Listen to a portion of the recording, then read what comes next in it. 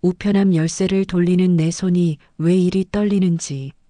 칠순이 넘으니 이런 사소한 동작도 힘에 부칩니다. 찌그러진 우편함 안에는 각종 전단지들 사이로 한 통의 하얀 봉투가 끼어 있었어요. LH 한국토지주택공사.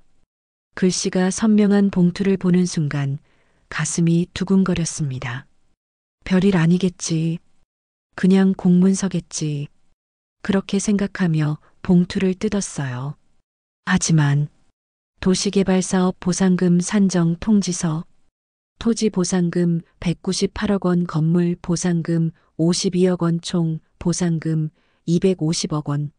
순간 계단에 주저앉고 말았습니다. 250억. 이 어마어마한 숫자가 정말 내 것이란 말인가요? 제 나이 73. 죽을 때까지 라면 한 그릇 값도 제대로 못 받고 살았던 이 늙은이에게 250억이라니. 용산구 재개발 1순위지역.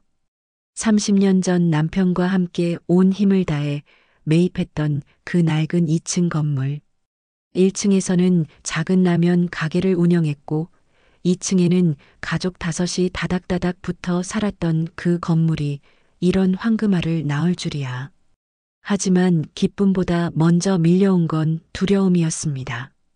엊그제 뉴스에서 본 장면이 떠올랐거든요.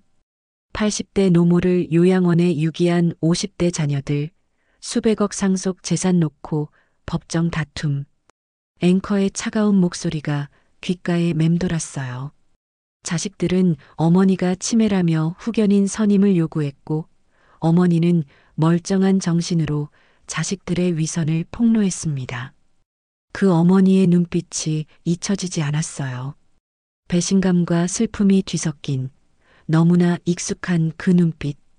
나는 절대 그렇게 되지 않을 거야. 내 자식들은 달라. 하지만 정말 그럴까요? 그날 밤 잠이 오지 않았습니다. 캄캄한 천장을 바라보며 세 자녀의 얼굴을 떠올렸어요. 큰아들 준혁. 엄마, 나 서울대 의대 합격했어. 20살 아들의 환한 얼굴이 떠올랐습니다. 그때 나는 기뻐서 울었어요. 라면 가게 기름때 묻은 손으로 아들을 껴안으며 울었죠. 우리 아들 정말 대단하다. 정말. 의사가 된 준혁. 지금은 강남 압구정동에서 성형외과를 운영합니다. 건물을 통째로 임대해서 쓴다고 했어요. 환자 예약이 6개월씩 밀린다고 자랑하던 목소리가 생생합니다. 하지만 언제부터였을까요? 명절에도 수술 예약이 꽉 차서라는 핑계로 얼굴을 비추지 않게 된 게 엄마 나중에 시간 나면 갈게.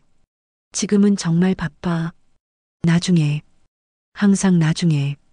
작은 아들 민혁. 엄마 나 사법고시 합격했어. 서울 상위 5개 로펌에서 러브콜 왔어. 사법연수원 수료식 날 검은 법복을 입은 둘째 아들이 그렇게 의젓해 보일 수가 없었어요. 내가 키운 아들이 변호사라니. 우리 민혁이 엄마가 얼마나 자랑스러운지 아니? 지금은 서초동 대형 로펌의 파트너 변호사. 상속 전문이라며 재벌들 소송을 맡는다고 했어요. 하지만 민혁이도 마찬가지였습니다. 엄마, 의뢰인 미팅 있어서 다음에 연락할게. 다음에. 역시 다음에. 그리고 막내딸 소희. 엄마, 나는 대학 안 갈래. 오빠들 학비에 집안 살림도 힘드시잖아. 나는 취업할게. 20살 딸아이가 그렇게 말했을 때 가슴이 찢어지는 것 같았어요.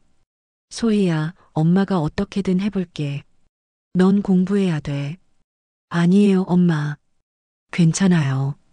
나는 오빠들처럼 머리도 안 좋고 그냥 평범하게 살고 싶어요.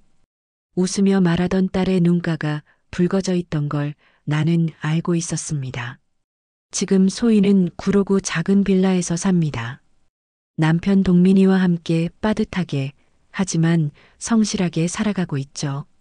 셋 중에 가장 자주 전화하는 아이, 가장 먼저 명절에 오는 아이, 가장 걱정을 많이 하는 아이.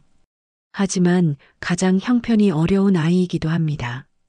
천장을 바라보며 생각했어요. 250억. 이 돈 앞에서 내 세 자녀는 어떤 모습을 보일까? 아니, 보이고 싶지 않아. 나는 그저 그들이 다 착하길 바랄 뿐이야. 하지만 알아야 했습니다. 진짜를. 다음 날 새벽 5시 잠 못 이룬 밤을 보내고 나는 결심했습니다. 욕실 거울 앞에 섰어요. 70 넘은 주름진 얼굴이 비쳤습니다. 세월이 만들어 놓은 지도 같은 주름들. 각각의 선마다 자식들을 키우며 흘린 땀과 눈물이 새겨져 있었어요. 미안하다 얘들아. 엄마가 이래야만 해. 옷장을 열었습니다. 가장 구석진 곳. 먼지가 쌓인 박스 안에서 낡은 옷들을 꺼냈어요. 5년 전 시장에서 1,000원에 샀던 회색 티셔츠. 목 부분이 늘어나고 얼룩이 잔뜩 진 옷. 10년도 더 된 검정 면바지. 무릎 부분이 하얗게 발에서 구멍이 날 것 같은 바지. 그리고 남편이 생전에 신던 운동화. 밑창이 닳고 닳아서 바닥이 거의 보이는 신발. 하나씩 입었습니다. 거울을 다시 봤어요. 그 순간 눈물이 핑 돌았습니다. 거울 속 여자는 내가 아니었어요. 길거리를 떠도는 돈 한 푼 없는 독거노인이었습니다. 정말 이렇게까지 해야 하나? 하지만 해야 했습니다. 서랍에서 오래된 서류철을 꺼냈어요.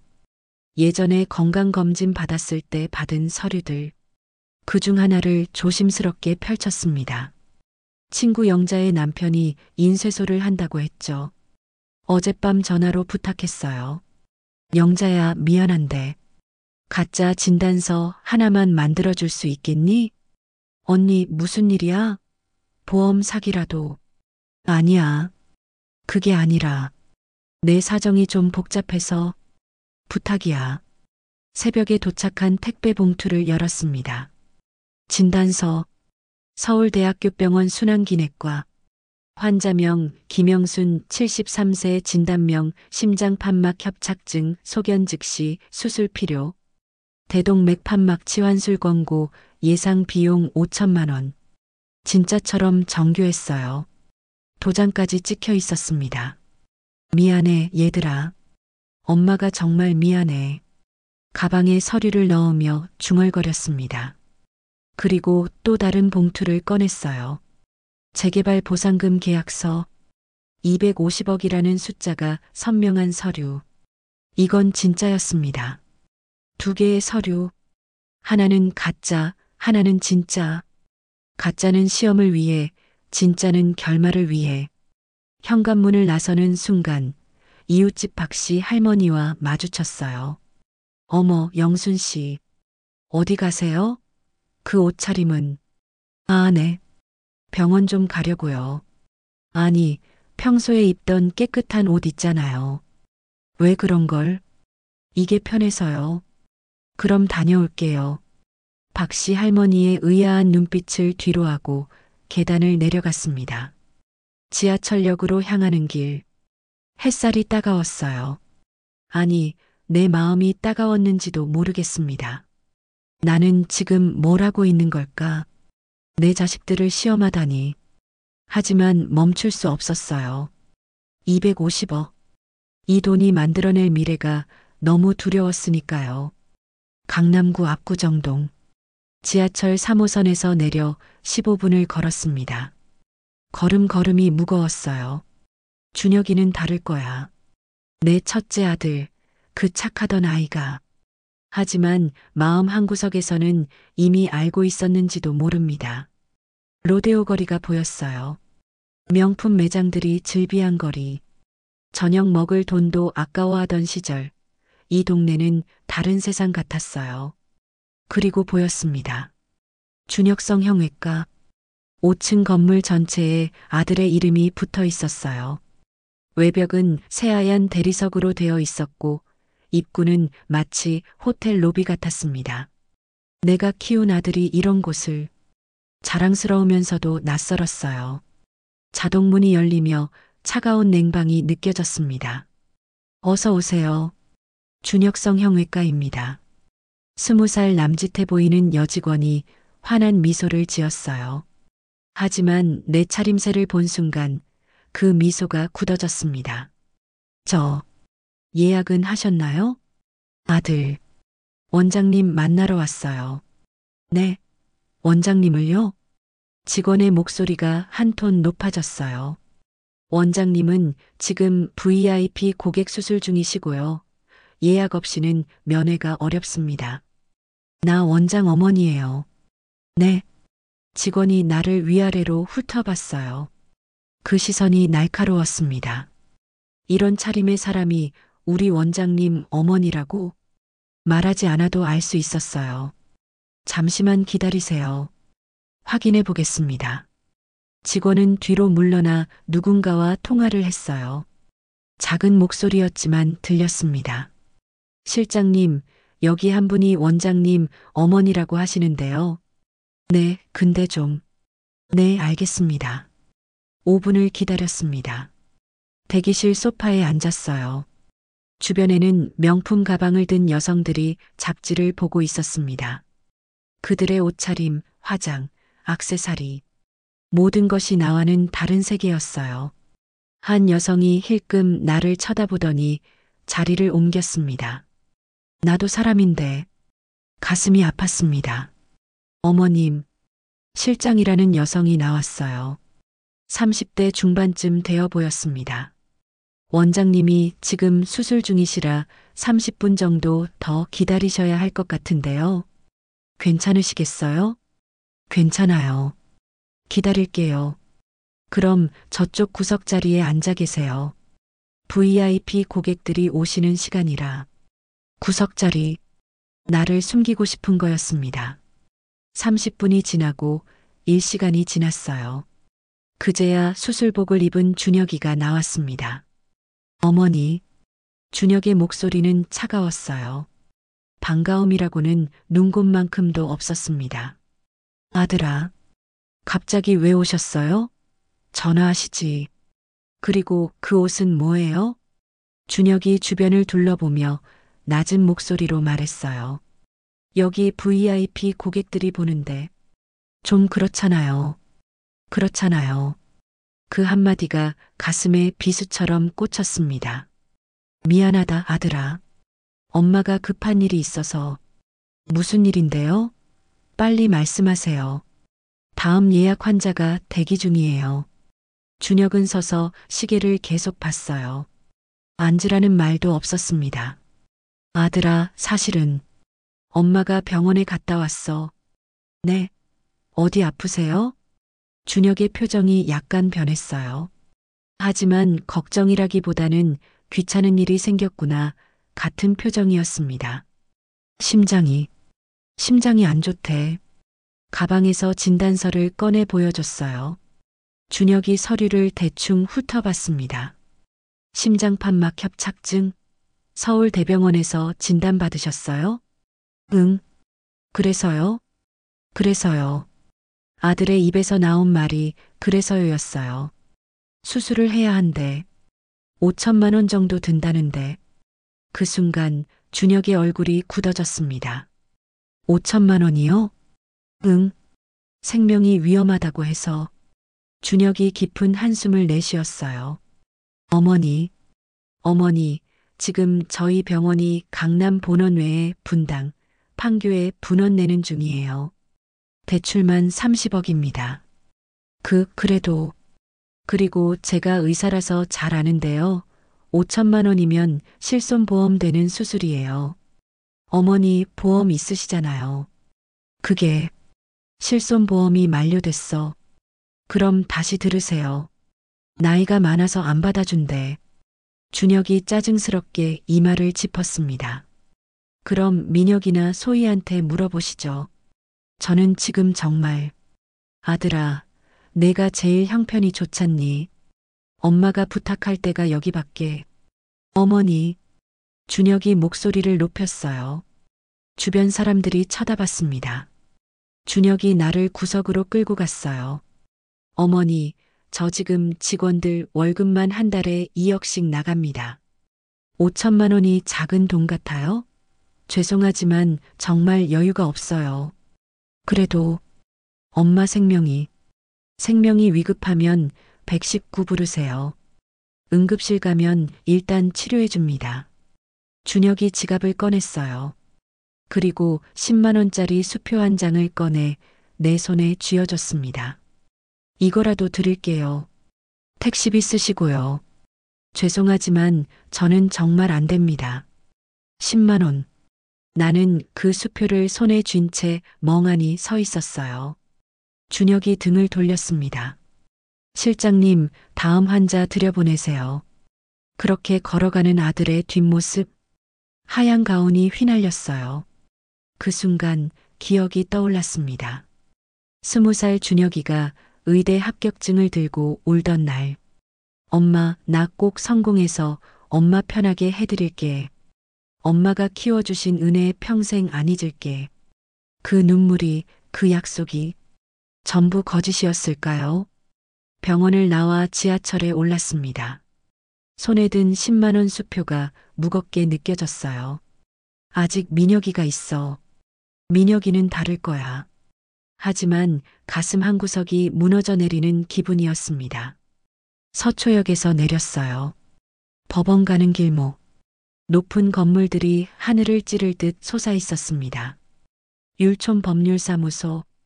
민혁이가 파트너로 있는 대형 로펌이었어요. 건물 자체가 위압적이었습니다. 로비로 들어섰어요. 잠깐만요. 보안 요원이 다가왔습니다. 어디 볼 일 있으세요? 변호사. 김민혁 변호사 만나러 왔어요. 예약 있으세요? 나 어머니예요. 보안 요원이 의심스러운 눈초리로 나를 봤어요. 신분증 확인 가능할까요? 신분증을 보여줬습니다. 보안 요원이 데스크에 전화를 걸었어요. 여기 김민혁 변호사님 어머니시라는 분이 오셨는데요. 네, 알겠습니다. 15층으로 올라가세요. 엘리베이터에 올랐습니다. 거울에 비친 내 모습이 처량해 보였어요. 15층 문이 열렸어요. 화려한 로비였습니다. 가죽 소파, 대리석 바닥, 그리고 벽에 걸린 유명 화가의 작품들. 어머님, 이쪽으로 오세요. 비서가 나왔어요. 30대 초반의 단정한 여성이었습니다. 민혁 변호사님이 곧 나오실 거예요. 응접실로 안내받았습니다. 하지만 VIP 응접실이 아니라 직원 휴게실 같은 곳이었어요. 10분을 기다렸습니다. 민혁이가 들어왔어요. 고급 수트를 입은 모습이 의젓했습니다. 하지만 표정은 영 불편해 보였어요. 어머니, 아들아. 어머니, 사무실로 오시면 안 된다고 했잖아요. 민혁이 문을 닫으며 낮은 목소리로 말했어요. 저 파트너 변호사예요. 이미지 관리가 중요하다고요. 미안하다. 아들아. 근데 엄마가 급한 일이. 무슨 일인데요? 30분 후에 재벌 3세 의뢰인이 와요. 중요한 미팅이에요. 민혁이 앉지도 않고 서서 팔짱을 꼈어요. 아들아, 엄마가 심장이 안 좋아서 병원 갔다 왔어. 진단서를 꺼내 보여줬습니다. 민혁이 서류를 받아들고 대충 봤어요. 서울대병원 진단서네요. 그래서요? 또 그래서였습니다. 수술을 해야 한대. 5천만 원 정도. 민혁의 미간이 찌푸려졌어요. 5천만 원이요? 응. 생명이 위험하다고. 민혁이 한숨을 쉬며 책상에 기대었습니다. 어머니, 저 지금 대형 상속 소송 진행 중이에요. 성공하면 성공보수로 10억 받습니다. 그럼 만약 이 케이스 망치면 제 평판이 끝나요. 업계에서 매장당합니다. 하지만 아들아, 엄마가. 그리고요, 어머니. 민혁이 냉정하게 말을 이었어요. 솔직히 5천만 원은 제 통장에도 없어요. 전부 주식이랑 부동산에 묶여 있고 아파트 대출도 15억 남았어요. 그래도 형한테 가보세요. 형이 성형외과 잘 된다며? 저보다 형이 훨씬 여유 있을 거예요. 형한테 갔다 왔어. 그래요? 형이 뭐래요? 10만 원 주더구나. 민혁이 피식 웃었어요. 그것 봐요. 형도 안 되는 거예요.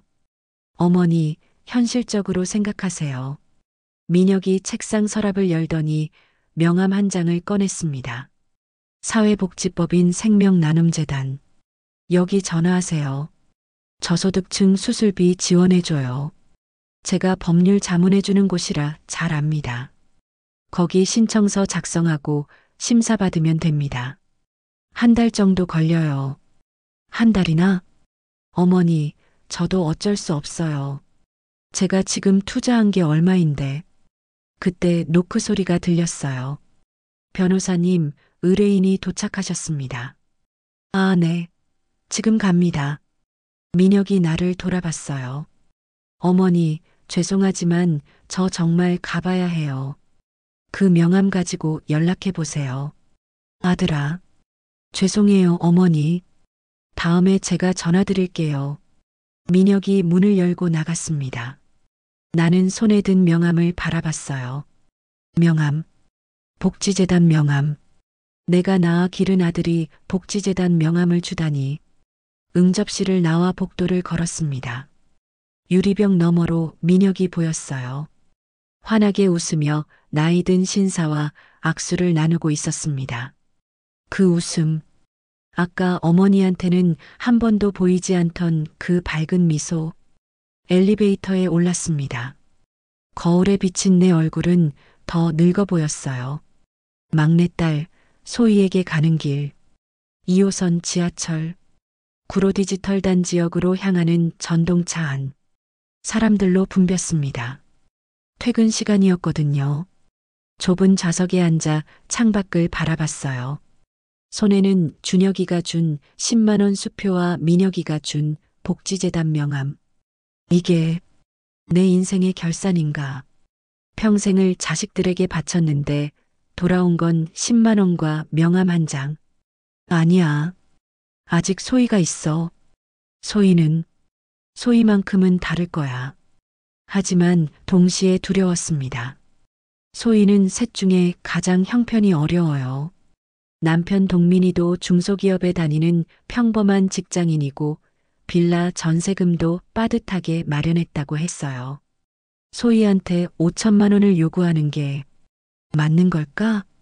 아니, 이건 시험이야. 금액이 중요한 게 아니라 마음이 중요한 거야. 그렇게 스스로를 다독이며 구로구로 향했습니다. 역에서 내려 10분을 걸었어요. 재개발 예정 구역이라고 쓰인 낡은 동네였습니다. 오래된 빌라들이 다닥다닥 붙어 있었어요. 소인의 빌라가 보였습니다. 2층짜리 낡은 건물. 외벽 페인트가 벗겨져 있었고 계단은 삐걱거렸어요. 1층 101호. 초인종을 눌렀습니다. 딩동. 안에서 경쾌한 발소리가 들렸어요. 문이 열렸습니다. 어머니? 소희였어요. 낡은 면 원피스를 입고 앞치마를 두른 모습. 머리는 대충 묶여 있었고 얼굴에는 화장기 하나 없었습니다. 하지만 그 눈빛만큼은 따뜻했어요. 어머니, 어떻게 오셨어요? 전화하시지. 그냥 얼굴 보고 싶어서. 어머, 들어오세요. 동민아, 어머니 오셨어. 소희가 내 손을 잡아 끌었습니다. 좁은 현관. 신발이 여기저기 놓여 있었어요. 어머니, 신발 여기 벗으세요. 아, 집이 좀 지저분해요. 오신다고 하셨으면 청소를. 괜찮아, 괜찮아. 거실로 들어섰습니다. 작았어요. 정말 작았습니다. 거실, 부엌, 방 하나가 전부인 것 같았어요. 15평도 안 되어 보였습니다. 하지만 깨끗했어요. 낡았지만 정성스럽게 정돈된 공간이었습니다. 벽에는 소희 부부의 결혼 사진이 걸려 있었고 작은 식탁 위에는 시든 꽃 한 송이가 꽂혀 있었어요. 어머니, 안방에서 동민이가 나왔습니다. 어머니, 정말 오랜만이에요. 건강하시죠? 동민이가 환하게 웃으며 인사했어요. 그래, 동민아. 잘 지내지? 네, 저희 잘 지내요. 어머니, 앉으세요. 소희가 얼른 방석을 가져와 소파에 깔아줬어요. 어머니, 잠깐만 기다리세요. 제가 차 끓여올게요. 소희가 부엌으로 갔습니다. 좁은 부엌에서 물 끓는 소리가 들렸어요. 동민이가 내 옆에 앉았습니다. 어머니, 그런데 안색이 안 좋으신데. 어디 편찮으세요? 아니야, 괜찮아. 에이, 안 괜찮으신 것 같은데요. 피곤해 보이세요. 따뜻한 목소리였어요. 소희가 차를 들고 왔습니다. 낡은 머그잔이었지만 정성스럽게 우린 보리차였어요. 어머니, 드세요. 오늘 제가 새로 끓였어요. 고맙다, 소희야. 차를 한 모금 마셨습니다. 구수했어요. 소희의 정성이 느껴지는 맛이었습니다. 소희가 내 옆에 앉았어요. 어머니, 식사는 하셨어요? 응, 했어. 뭐 드셨는데요? 아까 김밥 먹었는데. 소희야, 사실은 말을 꺼내려는데 목이 메었습니다. 이 착한 아이한테 어떻게 5천만 원을 달라고 해야 할까? 어머니, 왜 그러세요? 무슨 일 있으세요? 소희가 내 손을 잡았어요. 따뜻한 손이었습니다. 소희야. 네, 어머니. 엄마가 병원에 갔다 왔어. 순간 소희의 표정이 굳어졌어요. 네. 어디 아프세요? 동민이도 놀라며 몸을 앞으로 기울였습니다. 어머니, 어디가 불편하신데요? 가방에서 진단서를 꺼냈어요. 손이 떨렸습니다. 진짜 떨렸어요. 미안해, 소희야. 엄마가 정말 미안해. 소희가 진단서를 받아들었습니다. 심장판막 협착증? 어머니, 이게 무슨... 소희의 눈에서 눈물이 고이기 시작했어요. 수술을 해야 한다고 해. 즉시, 어머니. 소희의 목소리가 떨렸습니다. 얼마나 위험한 건데요? 생명이 위험하다고 했어. 빨리 수술 안 하면. 안 돼요. 소희가 울음을 터뜨렸습니다. 어머니, 안 돼요. 수술 바로 받으셔야죠. 빨리 병원 가야 되는 거 아니에요? 동민이도 당황한 표정이었어요. 어머니, 수술 날짜는 잡으셨어요? 그게 수술비가 문제라서. 수술비요? 5천만 원 정도 든다고 하더구나. 순간 방안이 조용해졌습니다. 5천만 원. 그 금액이 공기 중에 무겁게 가라앉았어요. 소희와 동민이가 서로를 바라봤습니다. 두 사람의 눈빛에서 당황과 걱정이 교차했어요. 어머니, 소희의 목소리가 떨렸습니다. 5천만 원이요. 응, 큰 돈이지. 엄마도 알아. 그래서 오빠들한테 갔다 왔는데. 오빠들이 뭐래요? 준혁이는 10만 원 주더구나. 뭐라고요? 소희의 목소리가 높아졌어요. 10만 원이요? 오빠가? 민혁이는 복지재단 명함 줬어. 소희가 눈물을 닦았습니다. 그런데 그 눈물이 슬픔인지 분노인지 알 수 없었어요. 오빠들이 그렇게. 동민이가 소희의 어깨를 잡았어요. 여보, 진정해. 지금 중요한 건 어머니 수술이야. 맞아. 소희가 눈물을 닦으며 나를 봤어요.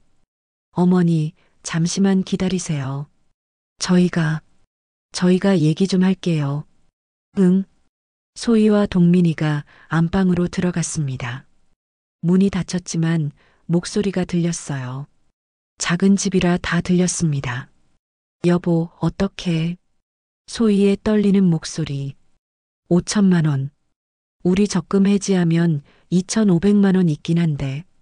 동민이의 침착한 목소리. 그건 전세 올릴 때 쓰려고 모은 건데. 여보, 그거 쓰면 우리 쫓겨나. 나도 알아. 근데 어머니가 더 급하잖아. 하지만, 여보, 동민이의 단호한 목소리. 어머니 생명이 위험한데 전세가 뭐가 중요해? 우리 다시 모으면 돼. 하지만 2,500만 원으로는 부족한데. 나 회사에 급여 당겨받을 수 있는지 물어볼게. 그리고 안 되면? 안 되면? 대출 받자. 내 신용으로 2천만 원은 받을 수 있을 거야. 여보. 소희가 우는 소리가 들렸어요. 나 겁나. 형아들은 그렇게 잘 사는데 10만 원, 명함만 주고 우리만 이렇게 하는 게. 여보. 우리 전세 날아가고 대출까지 받으면 우리는 어떻게? 괜찮아. 동민이의 목소리가 단호했어요. 우리는 어떻게든 살아. 하지만 어머니가 돌아가시면 끝이야. 다신 못 뵙는 거야. 여보, 나도 무서워. 솔직히. 근데 이렇게 안 하면 나 후회할 것 같아. 평생. 그리고 소희의 목소리. 그래. 여보 말이 맞아. 우리가 해야지. 누가 해? 문이 열렸습니다. 소희와 동민이가 나왔어요. 두 사람 다 눈이 붉어져 있었습니다. 소희가 내 앞에 무릎을 꿇고 앉았어요. 어머니. 소희야. 저희가 어떻게든 할게요. 소희의 손이 내 손을 꼭 잡았어요. 지금 당장은 2,500만 원밖에 없지만 나머지도 일주일 안에 마련할게요. 소희야, 하지만. 어머니, 걱정하지 마세요. 동민이가 말했어요. 제가 회사에 급여 당겨받고 안 되면 대출 받을게요. 어떻게든 만들어서 드릴게요. 얘들아. 내 눈에서 눈물이 흘러내렸어요. 이번엔 진짜 눈물이었습니다. 그리고 어머니. 소희가 내 손을 더 꽉 잡았어요. 우리 집으로 오세요. 좁지만 괜찮아요. 수술 끝날 때까지, 아니, 그냥 계속 같이 사세요. 소희야, 너희도 공간이 부족한데. 괜찮아요. 우리 방 드릴게요. 우리는 거실에서 자면 돼요. 안 돼, 그럴 순 없어. 어머니. 동민이가 진지하게 말했어요. 저희한테 어머니는 가족이에요. 그냥 남이 아니에요. 가족이 어려울 때 돕는 게 당연한 거 아니에요? 소희가 눈물을 닦으며 말했어요. 오빠들한테는 실망했지만 저희라도 제대로 해야죠. 우리가 못하면 누가 해요. 그리고 어머니. 소희가 내 얼굴을 두 손으로 감싸 쥐었어요. 제발 건강하세요. 돈은 어떻게든 돼요. 근데 어머니 잃으면 우린 끝이에요. 그 순간 나는 더 이상 참을 수가 없었습니다. 소희야. 얘들아. 내 어머니. 사실은. 가방에서 또 다른 서류를 꺼냈어요. 소희와 동민이가 어리둥절한 표정으로 바라봤습니다. 이게 뭐예요? 재개발 보상금 계약서. 소희가 서류를 펼쳤습니다. 재개발 보상금? 숫자를 보는 순간 소희의 손이 멈췄어요. 250억? 동민이 서류를 빼앗아 봤습니다. 어머니, 이게 무슨... 엄마가 아픈 건 거짓말이야. 네. 나는 두 사람을 바라봤어요. 엄마가 너희들을 시험해 본 거야. 미안해. 시험이요? 소희의 목소리가 떨렸습니다. 엄마가 돈이 없을 때 진짜 어머니를 위해 주는지 보고 싶었어. 250억이라는 큰 돈 앞에서 내 자식들이 어떤 모습일지. 소희가 벌떡 일어났습니다. 어머니. 소희의 목소리에 분노가 섞여 있었어요. 어머니, 이게 무슨 짓이에요? 소희야. 저 얼마나 무서웠는지 아세요? 어머니 돌아가시는 줄 알았어요. 소희가 울면서 소리쳤습니다. 돈이 뭐가 중요해요? 어머니가 아프신 게 진짜인 줄 알았다고요. 동민이 소희를 말렸어요. 여보, 진정해. 진정이 돼요? 우리 전세금 날릴 각오하고 대출 받을 각오하고 그랬는데 이게 시험이었다고요? 소희가 주저앉으며 울었어요. 너무해요, 어머니. 정말 너무해. 나는 소희를 껴안았습니다. 미안해, 소희야. 정말 미안해. 엄마가 잘못했어. 엄마. 하지만 엄마는 알아야 했어. 누가 진짜 어머니를 사랑하는지. 돈이 있을 때만 찾아오는 게 아니라 없을 때도 곁에 있어주는 사람이 누군지. 동민이 한숨을 쉬며 앉았어요. 어머니, 저희를 뭘로 보신 거예요? 미안하다, 동민아. 형님들이 어머니를 외면했다고 저희까지 그럴 거라고 생각하신 거예요? 동민의 목소리에도 서운함이 묻어났어요. 아니야. 엄마는 너희를 믿었어. 하지만 확인하고 싶었어. 소희가 눈물을 닦았습니다. 그래서 결과가 어떤데요? 뭐, 시험 결과요. 우리 합격했어요? 나는 소희를 꼭 안았어요. 합격이야. 너희만 유일하게 합격이야. 형들은 10만 원 명함을 줬어. 하지만 너희는 전세금, 대출, 모든 걸 포기하려고 했잖니. 소희가 내 품에서 울었어요. 당연한 거예요. 어머니인데. 고맙다, 소희야. 동민아. 정말 고맙다. 동민이 소희의 어깨를 감쌌어요. 잠시 침묵이 흘렀습니다. 그리고 소희가 물었어요. 그럼 어머니, 이 250억은 어떻게 하실 거예요? 3등분 하려고. 형아들한테도요? 원래는 그럴 생각이었어. 하지만 나는 고개를 저었어요. 이제 생각이 바뀌었어. 다음 날 아침, 나는 세 자녀 모두에게 문자를 보냈습니다. 내일 저녁 7시, 소인의 집으로 모두 와라. 중요한 얘기가 있다. 준혁에게서 먼저 답장이 왔어요. 어머니, 저 내일 수술 스케줄이 취소해. 꼭 와야 해. 민혁도 답장을 보냈습니다. 어머니, 법정 일정이 있는데요. 연기해. 이게 더 중요해. 강압적인 문자였지만 어쩔 수 없었어요. 다음 날 저녁, 소인의 작은 거실에 세 자녀가 모두 모였습니다. 준혁은 비싼 정장을 입고 왔어요. 민혁도 마찬가지였습니다. 두 사람은 소인의 집을 둘러보며 코웃음을 쳤어요. 여기서 사니? 소희야? 준혁이 물었습니다. 응, 오빠. 좁지만 우리 집이야. 쯧쯧. 동민이 벌이가 그 정도밖에 안 돼? 오빠. 소희가 화를 냈지만 준혁은 개의치 않았어요. 민혁도 불편한 표정으로 소파에 앉았습니다. 어머니, 무슨 중요한 얘기가 있으신데 이렇게 급하게 부르셨어요? 기다려. 다 모였으니 시작하자.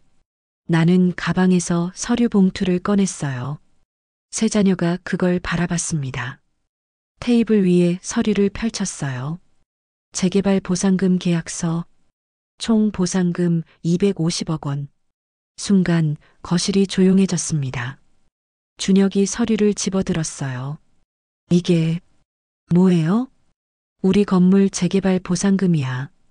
민혁도 서류를 빼앗아 봤습니다. 250억? 어머니, 이게 진짜예요? 진짜야. 준혁의 얼굴이 환하게 밝아졌어요. 어머니, 대박이네요. 250억이라니.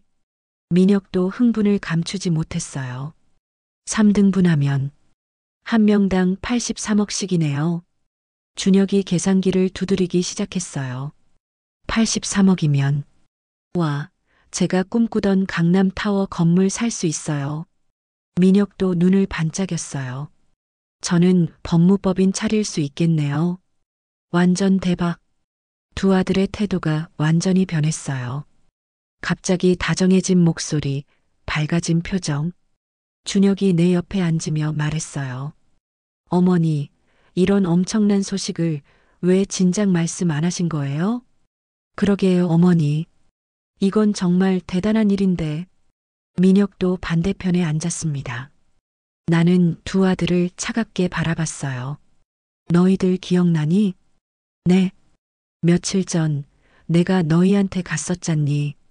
순간 준혁의 얼굴이 굳어졌어요.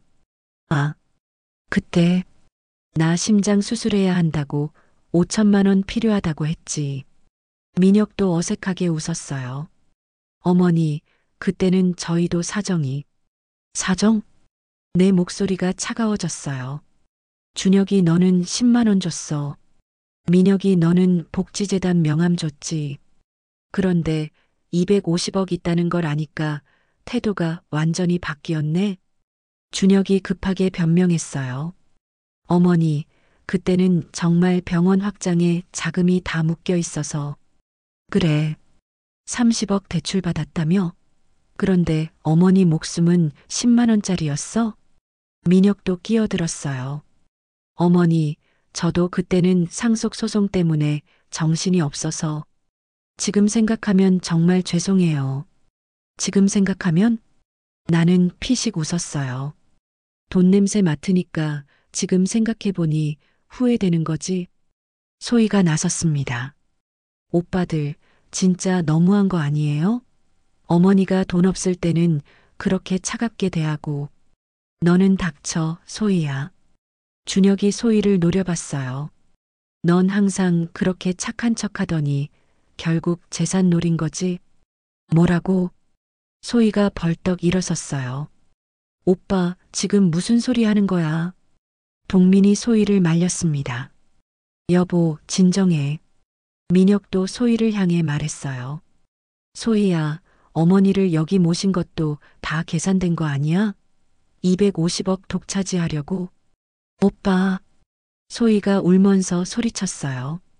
우리는 어머니가 정말 아프신 줄 알고 전세금까지 포기하려고 했어. 오빠들처럼 10만 원 명함 던져준 게 아니라고. 전세금?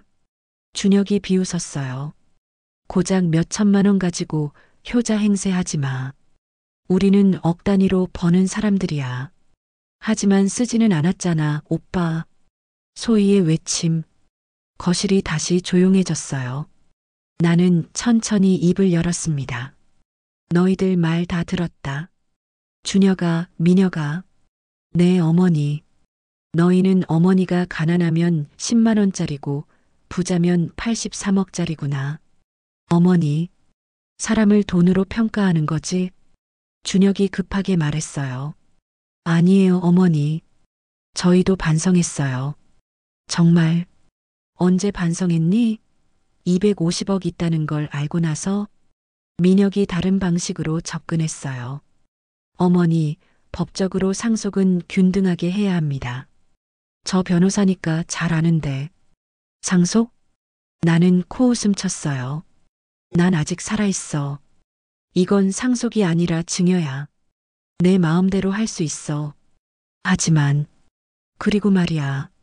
나는 세 자녀를 천천히 둘러봤어요. 엄마가 결정했어.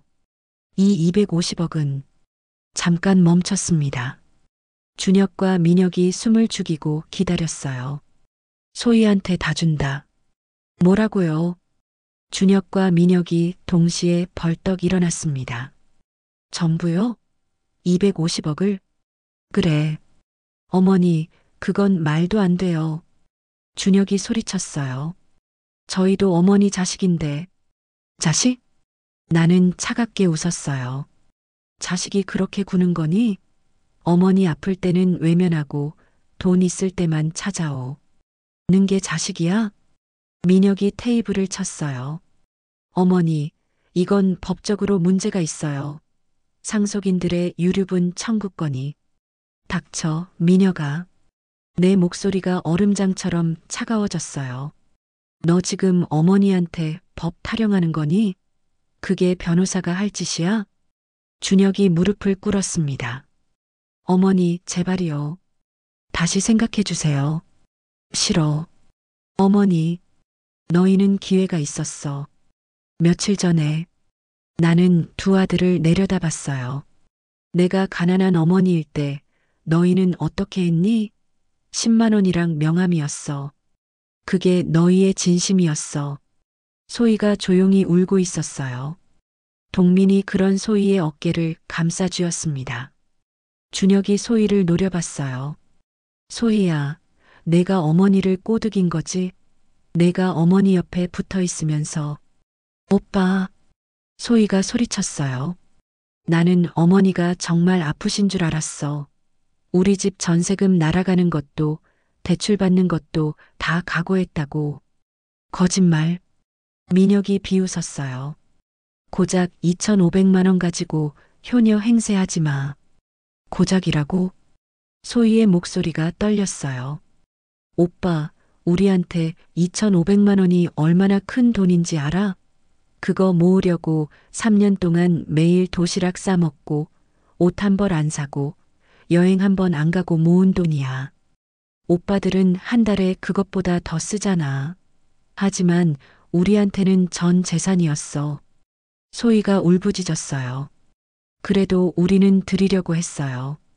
어머니를 위해서. 동민이 소희를 안았습니다. 여보, 진정해.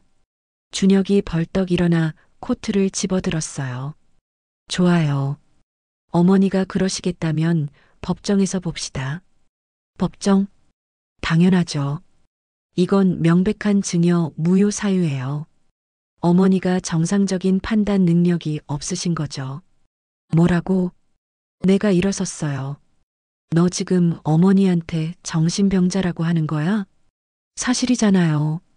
준혁이 소리쳤어요. 250억을 한 사람한테 다 준다는 게 정상이에요? 이건 명백히 판단 능력에 문제가 있는 거예요. 민혁도 일어났습니다. 저도 동의합니다.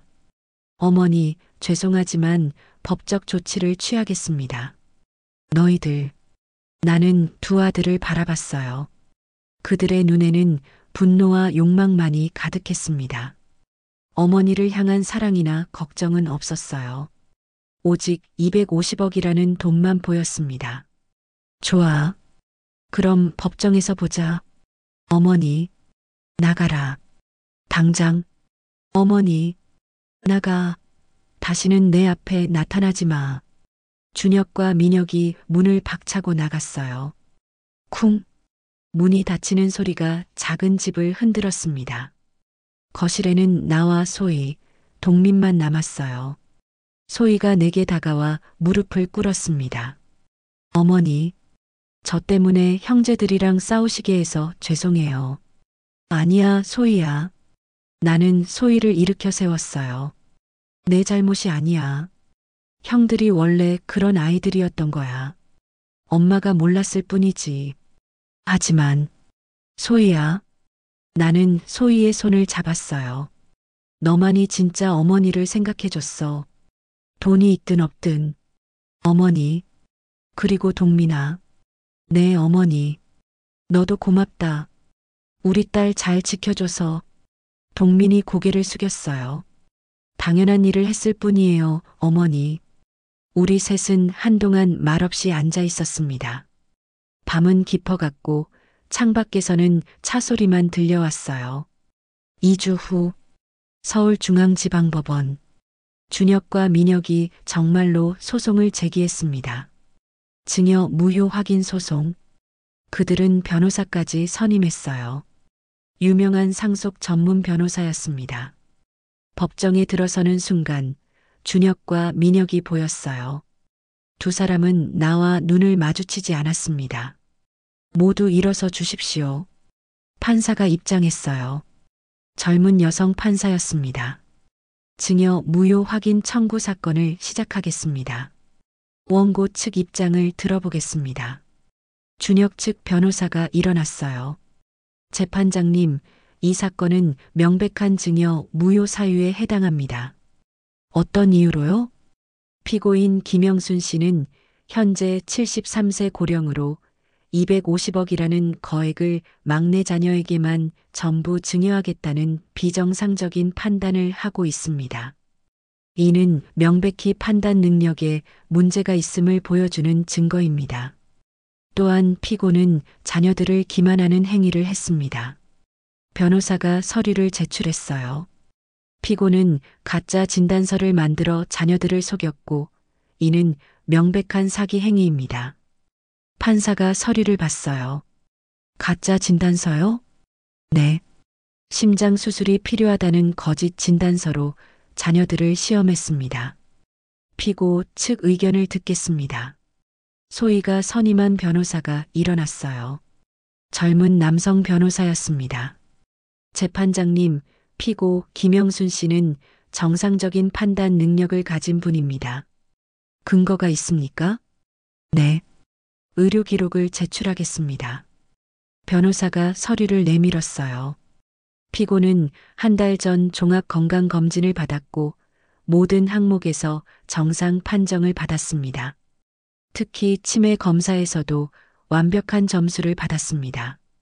판사가 서류를 검토했어요. 그렇다면 가짜 진단서를 만든 이유는 자녀들의 진심을 확인하기 위해서였습니다. 자녀들의 진심이요? 네, 재판장님. 변호사가 말을 이었어요.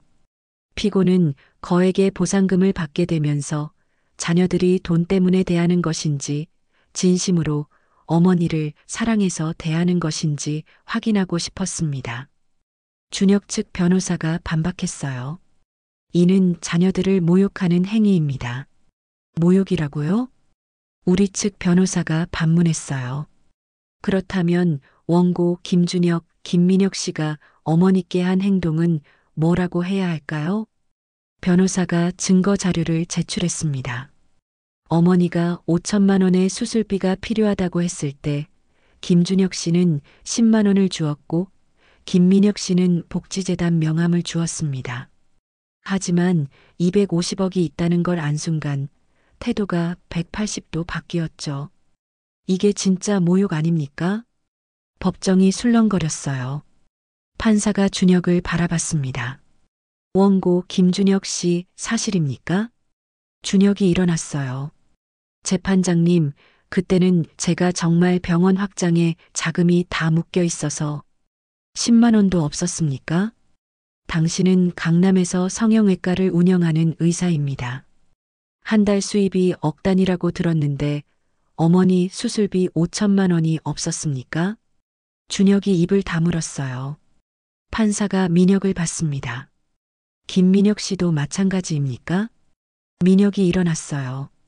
재판장님, 저는 변호사로서 현실적인 조언을 드린 겁니다.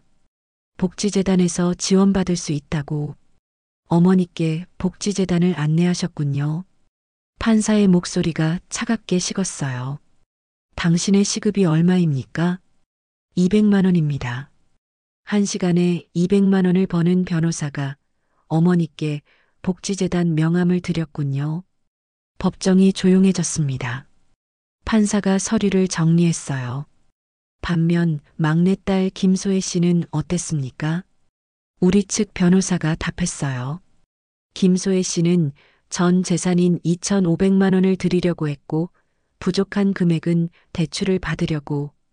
김소혜 씨는 전 재산인 2,500만 원을 드리려고 했고 부족한 금액은 대출을 받으려고 했습니다. 판사가 소희를 봤어요. 김소혜 씨 맞습니까? 소희가 일어났어요. 네, 맞습니다. 당시 형편이 어떠셨나요?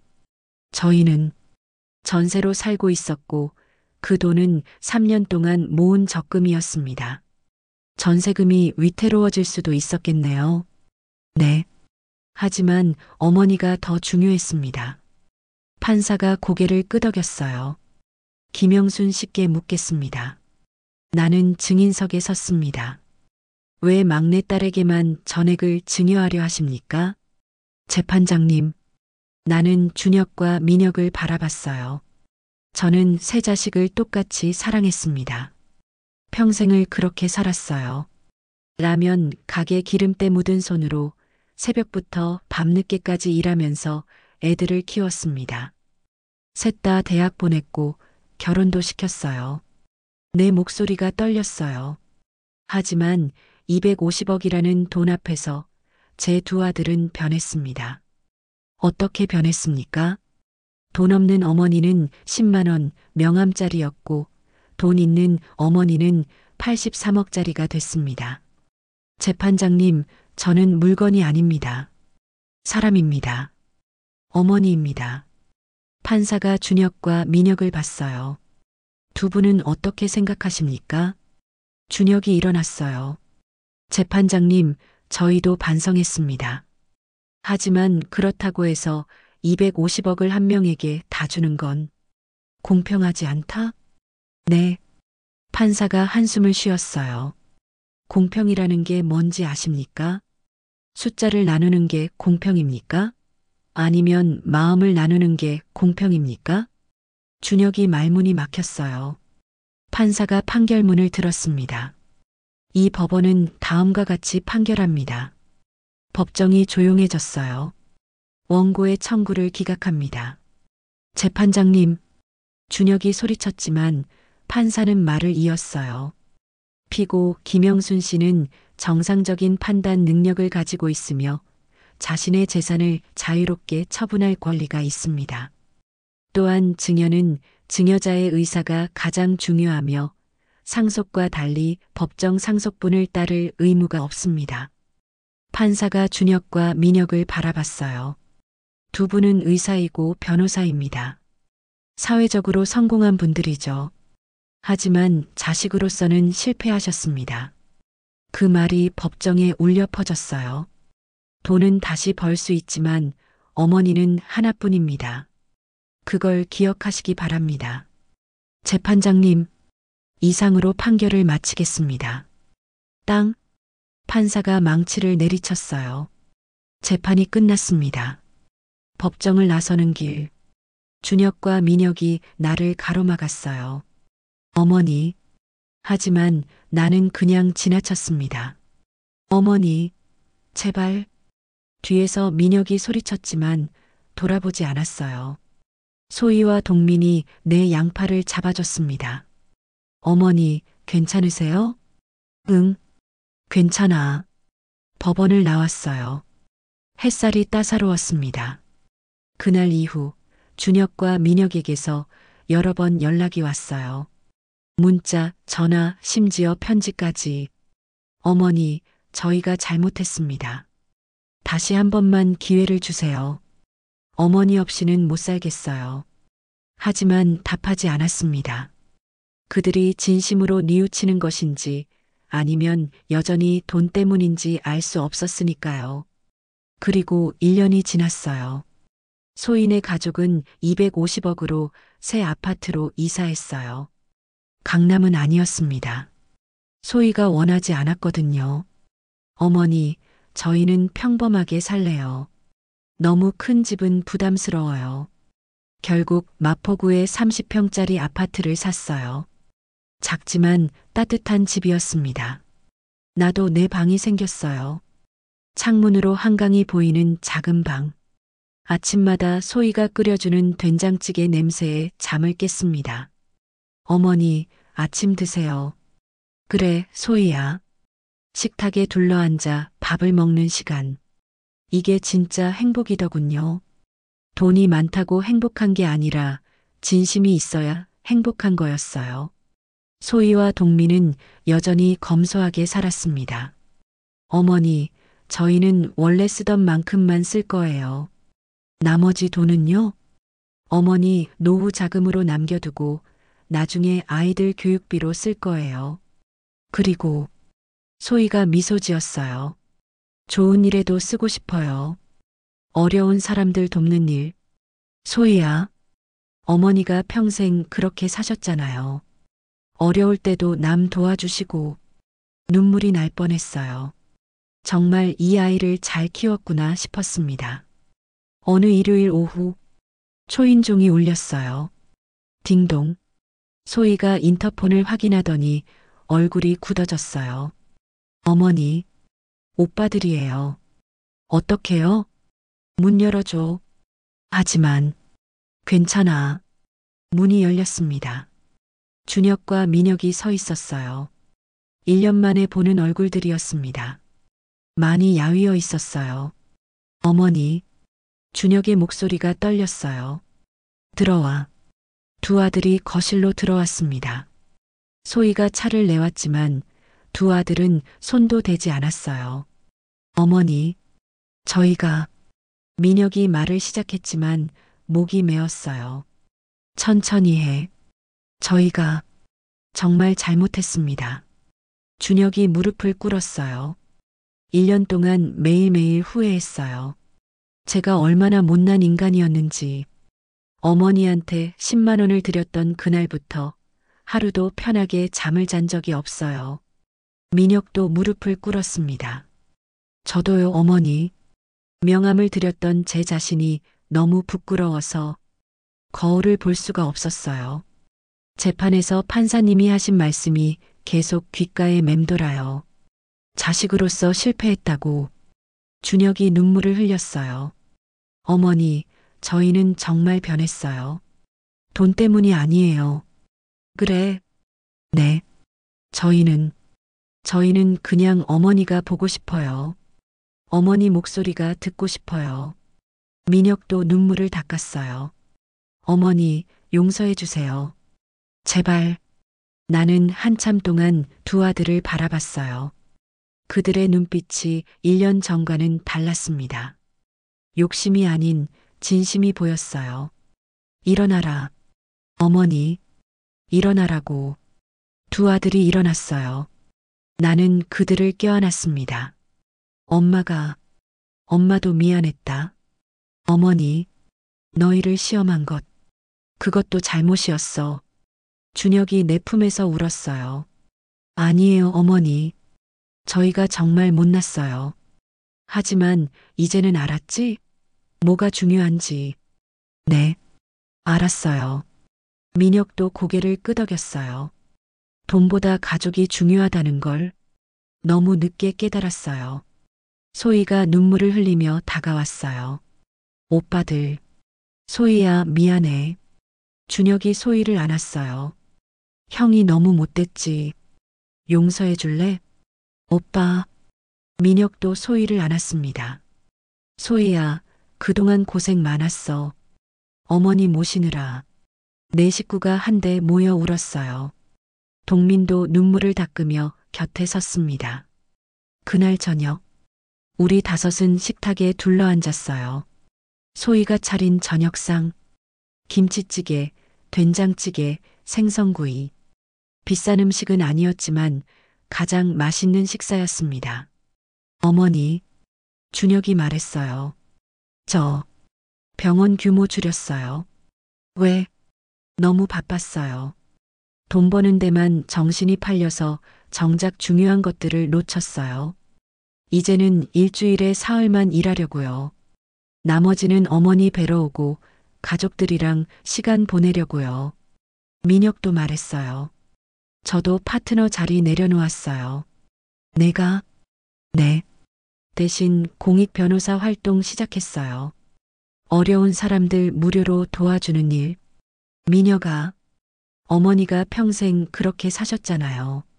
저도 이제 그렇게 살고 싶어요. 나는 두 아들을 바라봤어요. 정말로 변한 것 같았습니다. 하지만 말이야.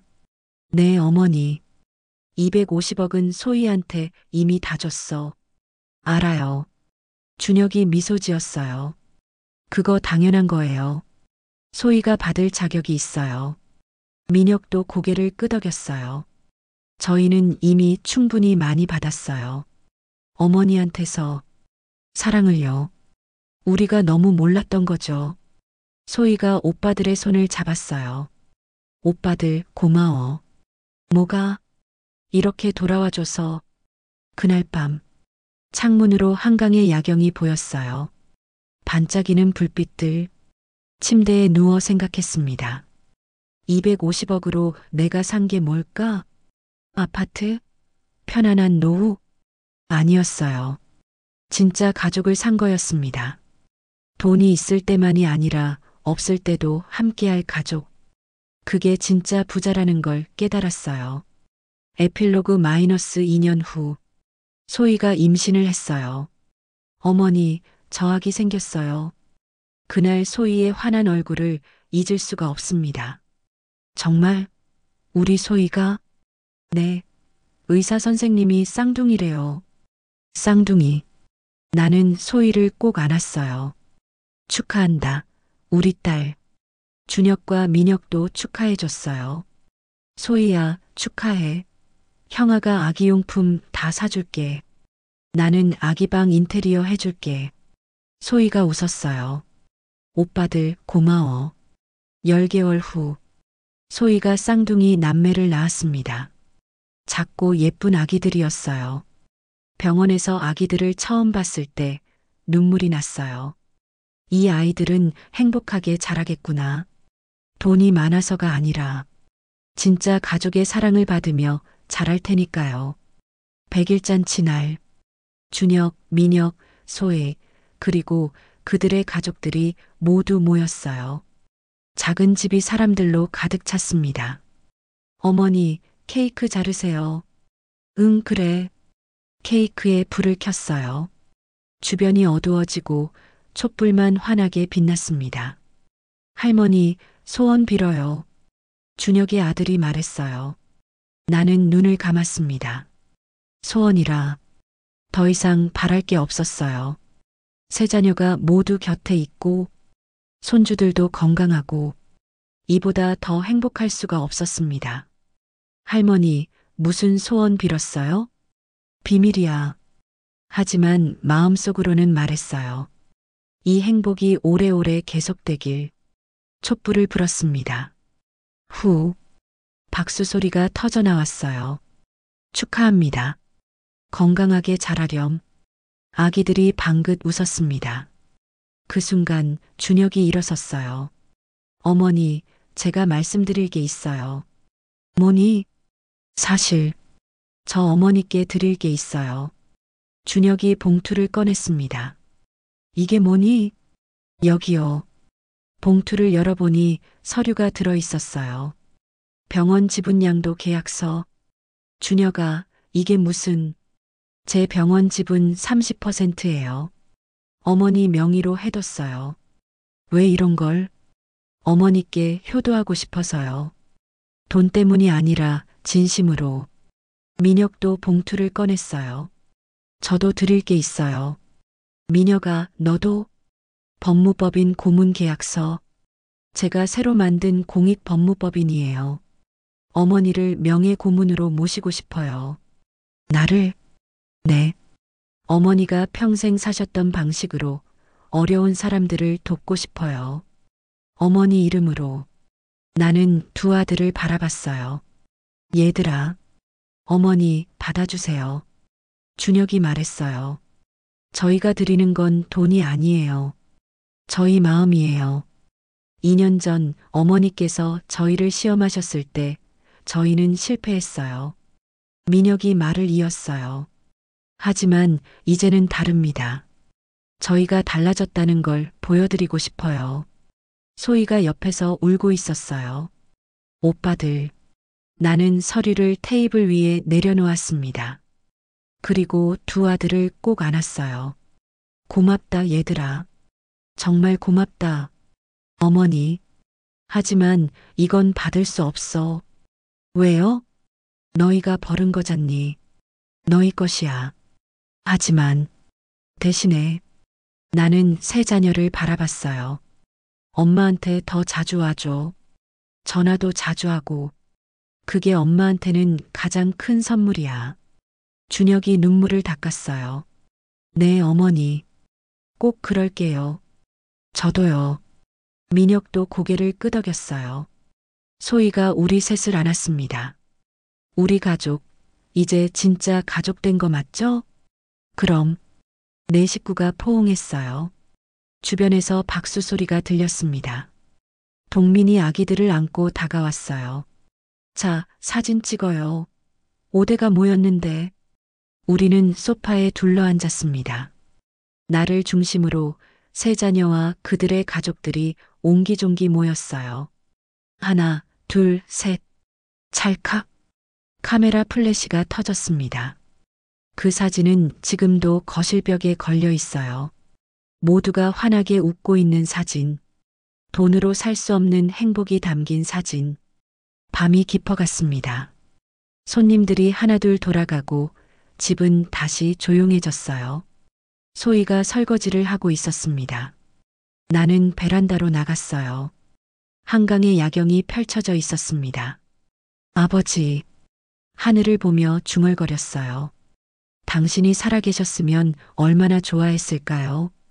우리 자식들 이렇게 제대로 된 거. 바람이 불었습니다.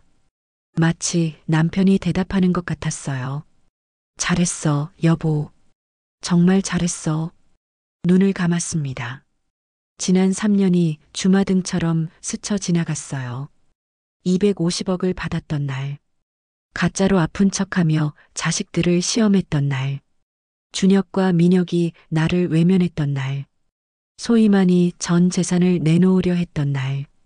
법정에서 판결을 받던 날. 그리고 오늘 이렇게 다시 가족이 된 날. 결국 돈이 아니라 사람이었구나.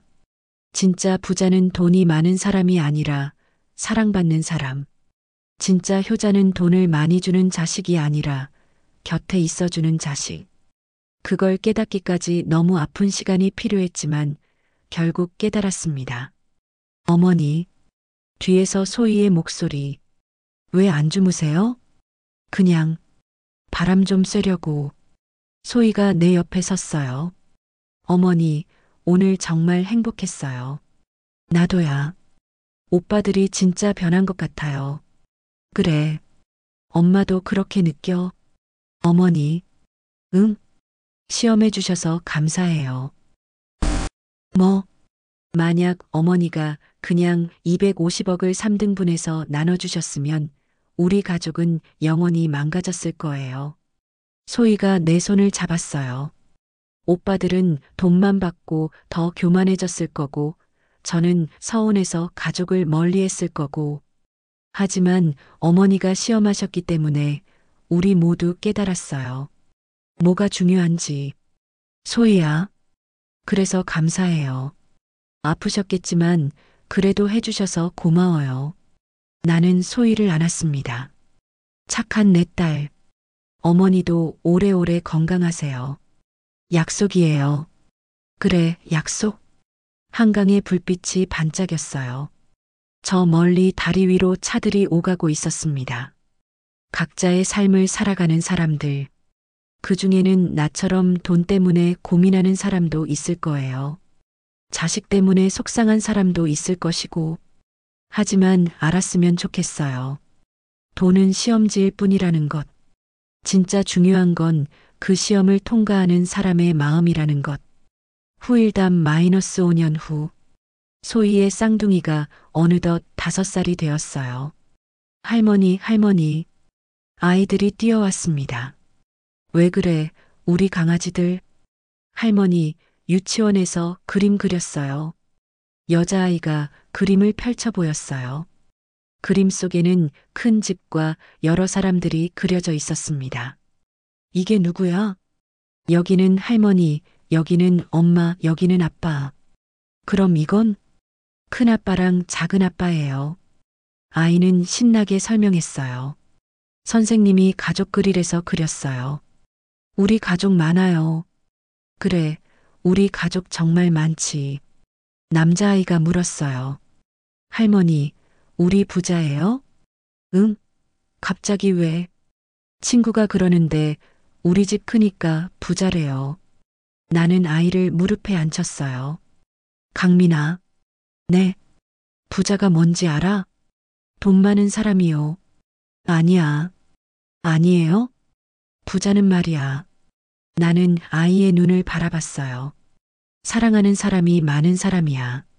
할머니는 너희들이 있고 엄마 아빠가 있고 큰아빠 작은아빠가 있어. 그래서 부자야. 그럼 저도 부자예요? 그럼 너는 세상에서 제일 부자야. 아이가 환하게 웃었어요. 야호. 나 부자야. 아이들이 집안을 뛰어다녔습니다. 그 모습을 보며 미소 지었어요. 이 아이들은 알고 자라겠죠. 돈보다 중요한 게 뭔지, 가족이 얼마나 소중한지. 현관문이 열렸어요. 어머니 왔습니다. 준혁이었어요. 오늘 병원 일찍 끝났어요. 어머니 진료받으러 가실 시간이죠? 맞다.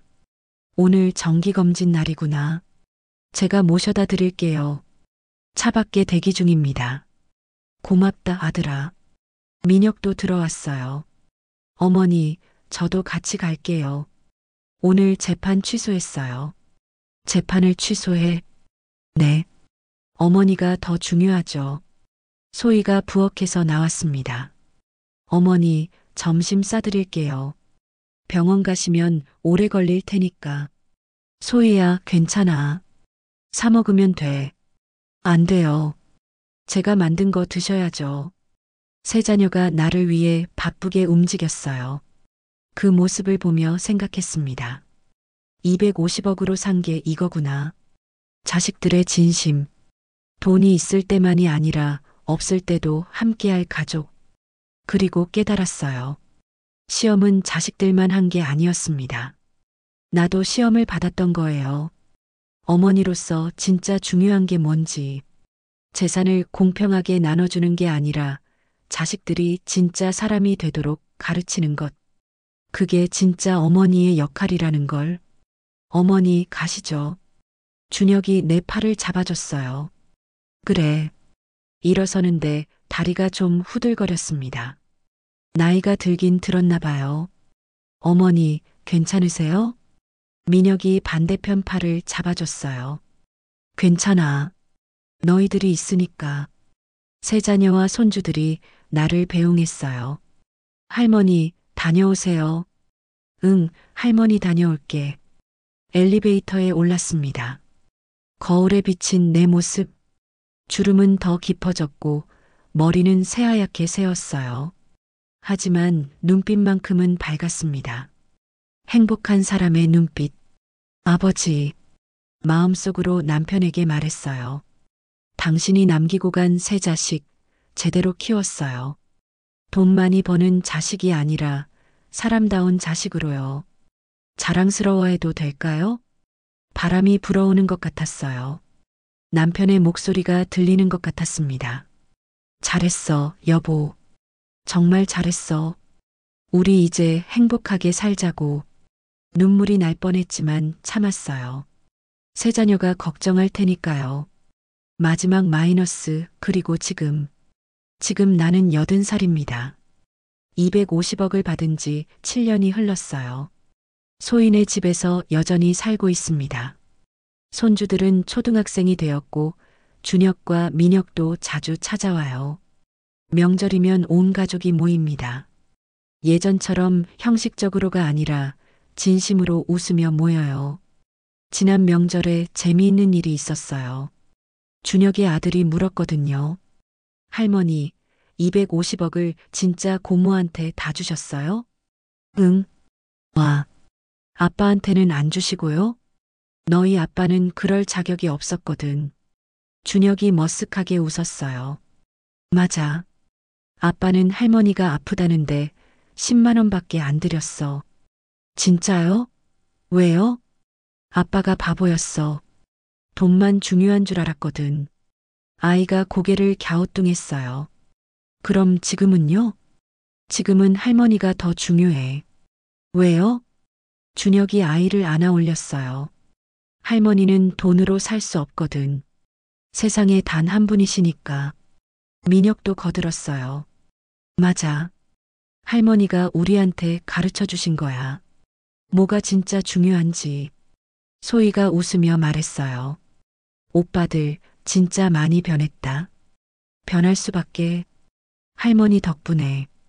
그날 밤 모두 돌아가고 소희와 단둘이 남았어요. 어머니, 응? 후회 안 하세요? 250억을 저한테 다 주신 거. 왜 후회해? 형들한테도 나눠주셨으면 더 공평했을 텐데. 소희야. 나는 소희의 손을 잡았어요. 공평한 게 항상 옳은 건 아니야. 때로는 불공평해 보이는 게 진짜 공평한 거야. 무슨 뜻이에요? 너는 어려울 때도 엄마 곁에 있어줬어. 형들은 돈 있을 때만 왔고. 그게 공평하니? 소희가 고개를 저었어요. 그래서 엄마가 바로잡은 거야. 불공평한 걸. 어머니. 그리고 말이야. 나는 창밖을 바라봤어요. 250억을 내게 줬더니 형들이 변하더라. 네. 돈을 받았으면 교만해졌을 텐데 못 받으니까 겸손해졌어. 사람이 됐어. 아, 그게 엄마가 준 진짜 선물이야. 돈이 아니라 깨달음. 소희가 눈물을 글썽였어요. 어머니, 정말 대단하세요. 뭐가 그런 생각까지 하시면서 엄마니까 나는 소희를 안았어요. 엄마는 자식들이 돈 많이 버는 것보다 사람답게 사는 게 더 중요해. 그래서 시험한 거야. 아프기도 했지만 결국 잘 됐어. 밤은 깊어갔습니다. 한강의 불빛이 여전히 반짝이고 있었어요. 저 불빛들 아래에서 수많은 사람들이 살아가고 있겠죠. 혹시 그 중에 나 같은 고민을 하는 사람이 있다면 말해주고 싶어요. 돈은 시험지일 뿐입니다. 진짜 중요한 건 그 시험에서 누가 합격하는지, 그리고 합격한 사람에게는 돈보다 더 큰 걸 주세요. 신뢰, 사랑, 가족. 그게 진짜 유산이니까요.